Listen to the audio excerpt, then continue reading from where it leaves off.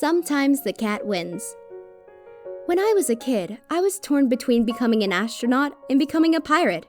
Secretly, I hoped I could be a space pirate. Of course, sometimes dreams die. Mine didn't die quietly.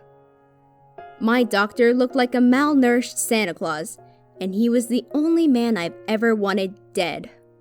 His response to my breaking my arm in 3 places was, "Her bones are very brittle. She'll need to be careful." I thought about Mars and my fragile bones crunching like soda cans under the atmospheric pressure.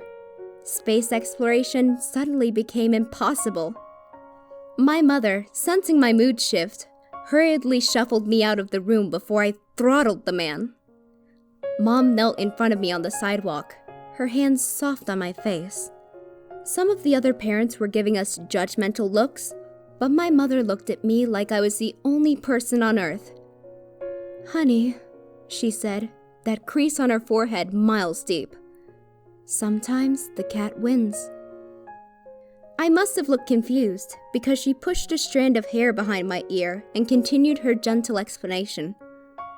"Sometimes life is like a game of tic-tac-toe, and that means sometimes the cat wins.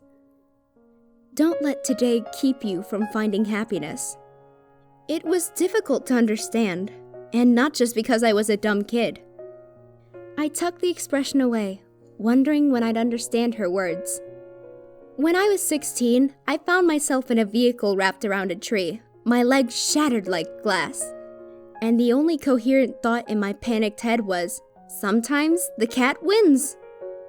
The paramedics were not impressed with my wisdom, and promptly shut me up with an oxygen mask.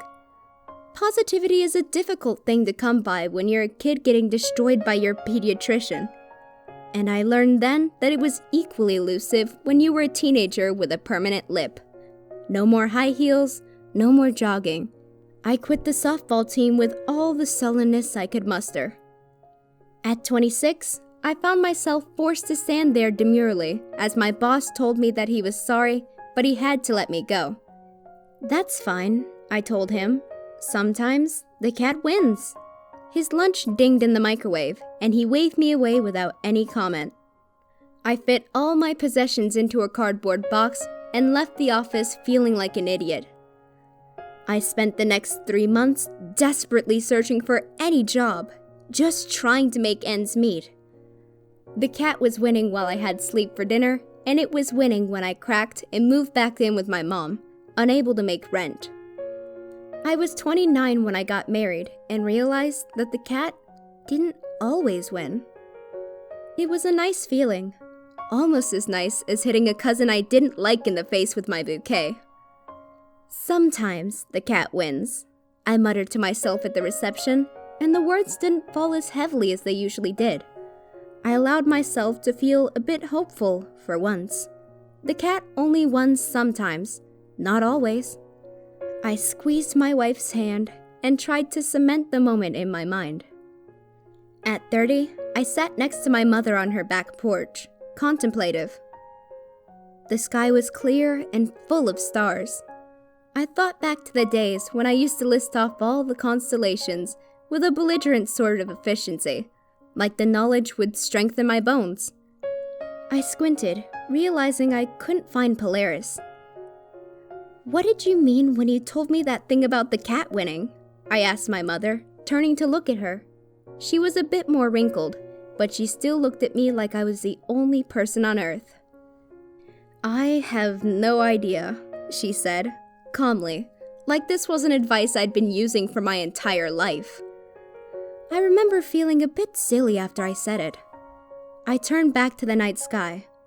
"I think it means that sometimes no one wins." "How sad," my mother murmured.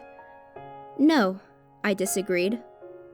I thought about my family, about how the life I had wasn't the one I had originally set out for, but was filled with precious moments all the same. I think there's something a bit hopeful in it. Sometimes, there are things even better than our dreams waiting on us. My mother was silent, but I could see the smile on her face. I sat with her a little longer, losing my thoughts in unfamiliar stars.